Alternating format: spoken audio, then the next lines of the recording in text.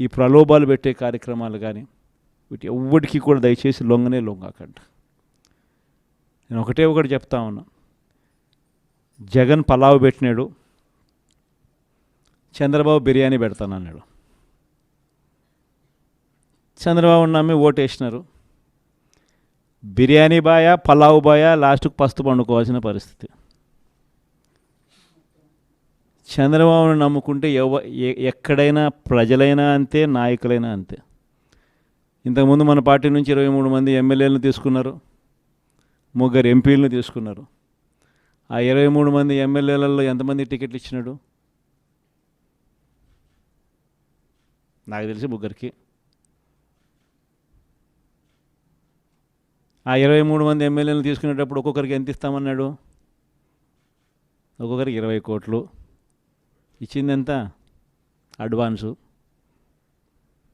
దాని తర్వాత వాళ్ళు ఆ పక్క పోయిన వాళ్ళు అందరూ అన్న మీ దగ్గరికి వచ్చేస్తామన్నా మేమంతా అని చెప్పి మళ్ళీ నాకు ఫోన్ చేసినారు. ప్రజల్లో ఒకసారి జారిపోయిన తర్వాత మళ్ళీ వెనక్కి వచ్చినారంటే ప్రజల్లో ఆ రెస్పెక్ట్ పోతుంది. జగన్ గురించి మాట్లాడాల్సి వస్తే ఎక్కడైనా ఏ ఇంట్లో అయినా కానీ ఎవరైనా ఏం మాట్లాడతారనంటే, జగన్ బాగా చూసుకున్నాడబ్బా, జగన్ మా అందరికీ పలావ్ పెట్టాడు, బాగా చూసుకున్నాడు. కానీ చంద్రబాబు నాయుడు బిర్యానీ పెడతానన్నాడు, కాబట్టి కాస్తో కూస్తో మోసపోయాము. ఇప్పుడు ఆయన పాలన వచ్చింది, బిర్యానీ పోయింది, పలావు పోయింది, పస్తు పండుకునే పరిస్థితిలోకి వచ్చినాము అని చెప్పి మాట ఇవాళ ప్రతి ఇంట్లో కూడా వినిపిస్తూ ఉంది. కాబట్టి ఖచ్చితంగా చంద్రబాబు నాయుడు చేసే మోసాలు, అబద్ధాలను చాలా వేగంగా ఆయనకు చుట్టుకుంటాయి. ఈరోజు నిజంగా స్కూళ్ళు దారుణంగా చెడిపోయే పరిస్థితులకు వచ్చినాయి, హాస్పిటళ్ళు దారుణంగా చెడిపోయే పరిస్థితులకు వచ్చినాయి. ఈరోజు వ్యవసాయంలో రైతులందరూ మళ్ళీ క్యూలలో నిలబడే పరిస్థితులకి ఇవాళ కనిపిస్తూ ఉంది. ఇవాళ మొట్టమొదటిసారిగా మనం అధికారంలో ఉన్నప్పుడు నేరుగా ఇంటి దగ్గరికి వచ్చి తలుపు తట్టి సేవలు అందించే పరిస్థితి నుంచి ఇవాళ మళ్ళీ తెలుగుదేశం నాయకుల చుట్టూ తిరగాల్సిన పరిస్థితిలోకి మళ్ళీ ప్రతి గ్రామంలోనూ ఈరోజు ప్రతి పేదవాడు కూడా చేయాల్సిన పరిస్థితులు మళ్ళీ ఉత్పన్నమయ్యాయి. గవర్నెన్స్ దెబ్బతినింది, లా అండ్ ఆర్డర్ దెబ్బతినింది, స్కూళ్ళు దెబ్బతిన్నాయి, హాస్పిటళ్ళు దెబ్బతిన్నాయి, వ్యవసాయం దెబ్బతినింది. పేదలకు ఏదైతే తాను చేస్తాను అని చెప్పి ఏదైతే చెప్పినాడో ఆ చెప్పిన ప్రతి మాట కూడా అబద్ధం కింద ఈరోజు రుజువు అవుతూ ఉంది. ఈ పాటికే మీ జగనే ముఖ్యమంత్రి స్థానంలో ఉండింటే ఈ పాటికే రైతు భరోసా వచ్చేసి ఉండేది. మీ జగనే ముఖ్యమంత్రిగా ఉండింటే ఈ పాటికే అమ్మఒడి వచ్చేసి ఉండేది.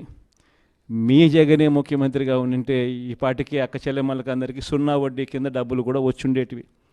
మీ జగనే ముఖ్యమంత్రిగా ఉండింటే ఈ పాటికే చదువుకుంటా ఉన్న పిల్లలకు విద్యా దీవెన, వసతి దీవెన కూడా ఈ పాటికే వచ్చుండేటివి. మీ జగనే ముఖ్యమంత్రిగా ఉండింటే ఈ పాటికే మత్స్యకార భరోసా కూడా అంది ఉండేటివి. మీ జగనే ముఖ్యమంత్రిగా ఉండింటే క్యాలెండర్ ప్రకారం ఈ పాటికే ఇవన్నీ పథకాలు వచ్చి ఉండేటివి. కానీ ఈ తేడా ప్రజలు గమనిస్తూనే ఉండరు. జగన్ లేనిదానికి జగన్ ఉన్నదానికి మధ్య తేడా అన్నది గమనిస్తూనే ఉండరు.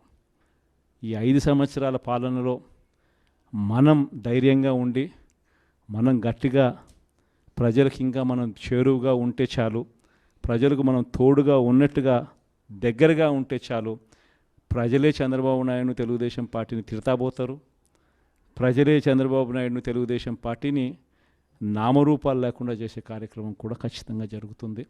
మనల్ని మళ్ళీ ప్రజలే దండలు వేస్తూ మళ్ళీ మనల్ని పిలుచుకునే కార్యక్రమం కూడా ప్రజలే చేస్తారు. కాబట్టి ఖచ్చితంగా మీరు ఈ విషయాలన్నీ గుర్తుపెట్టుకోండి. ఈ ఎమ్మెల్సీ ఎలక్షన్స్లో మనం అభ్యర్థిగా ఎన్నుకునేటప్పుడు కూడా మనం బొత్స సత్యనారాయణను ఎన్నిక చేసుకున్నాం. చేసే ముందు కూడా నేను అడిగా, అందరి ఎమ్మెల్యే అభ్యర్థులని అడిగా, అందరి పోటీ చేసిన ఎంపీ అభ్యర్థులు అందరినీ కూడా పిలిపించి అందరినీ అడిగా. అధికారంలో ఉన్నప్పుడైతే మనం ఎవరి పేరు చెప్పినా కానీ చెల్లుబాటు అయిపోతుంది. కానీ ప్రతిపక్షంలో ఉన్నప్పుడు మనం ధీటైన అభ్యర్థిని మనం పెట్టలేకపోతే, ఆ పెట్టే అభ్యర్థి అన్ని రకాలుగా మోటుకునే కెపాసిటీ ఉన్న అభ్యర్థిని మనం పెట్టుకోలేకపోతే మనం నష్టపోతాము అన్నది ప్రతి అభ్యర్థి కూడా నాకు చెప్పడం జరిగింది.